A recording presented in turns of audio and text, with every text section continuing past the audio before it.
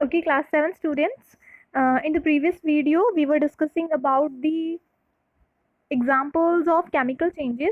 So let's see another example of a chemical change, which is a protective shield of ozone.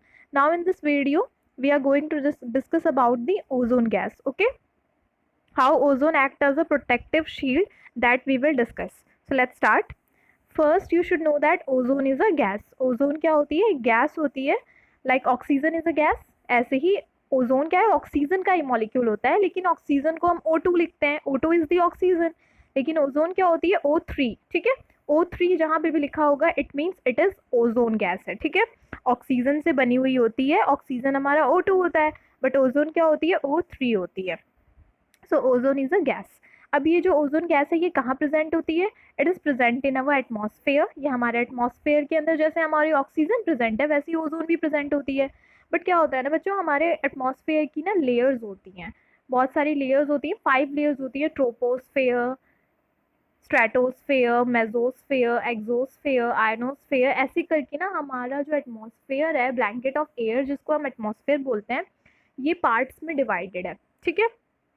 तो ozone layer जो होती है हमारी gas, वो stratosphere में प्रेजेंट होती है. हम लोग कहाँ रह रहे हैं? हम लोग ट्रोपोस्फेयर में रह रहे हैं. सबसे नीचे वाली लेयर हमारे ऊपर एयर की होती है, लेकिन उससे ऊपर जो लेयर होती है उसको स्ट्रेटोस्फेयर बोलते हैं, और उस लेयर में ओजोन गैस प्रेजेंट होती है हमारे एटमॉस्फेयर में. ठीक है. इतना बस जनरली आपको इतना पता होना चाहिए कि ozone is a gas. Ozone एक गैस है जो कि हमारे एटमॉस्फेयर में प्रेजेंट होती है.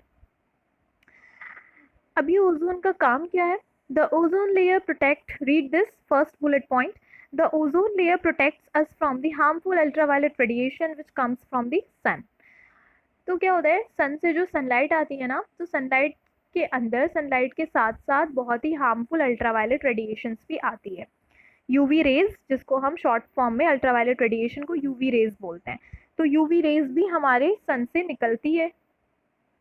सन कहाँ है? एटमॉस्फेयर के ऊपर है. सारी लेयर्स के ऊपर. सन तो बहुत ऊपर है, और बीच में हमारा एटमॉस्फेयर है, और नीचे हम रह रहे हैं. तो सबसे ऊपर सन, बीच में एटमॉस्फेयर, ऐसे आप इमेजिन करते हुए चलो. सबसे ऊपर सन, बीच में एटमॉस्फेयर, और नीचे हम लोग हैं. ठीक है. तो अब सन से जो अल्ट्रावायलेट रेडिएशन आती है, ये सबसे पहले कहाँ जाएगी? वन बाय वन सारी लेयर्स पे जाएगी, है ना. और जैसे ही स्ट्रेटोस्फेयर वाली लेयर पे ये अल्ट्रावायलेट रेडिएशन पहुंचती है, तो स्ट्रेटोस्फेयर में क्या प्रेजेंट है? ओजोन गैस प्रेजेंट है. ओजोन गैस क्या करती है ना, ये जो अल्ट्रावायलेट रेडिएशन होती है ना, इनको अर्थ तक पहुंचने नहीं देती है, इनको वहीं पे रोक देती है. स्ट्रेटोस्फेयर में ही यूवी रेस को ओजोन गैस वहीं पे रोक देती है, अपने अंदर एब्जॉर्ब कर लेती है उसको, और फर्दर नीचे हमारे अर्थ पे आने नहीं देती है, हम तक पहुंचने नहीं देती है यूवी रेस को. कौन? Ozone gas. ठीक है.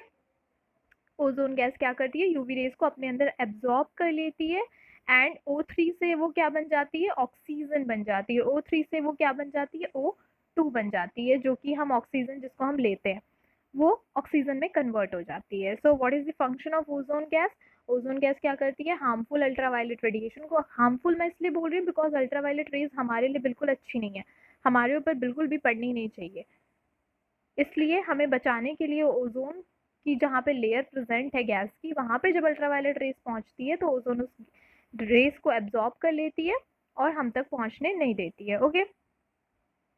The breaking down of ozone into oxygen is a chemical change.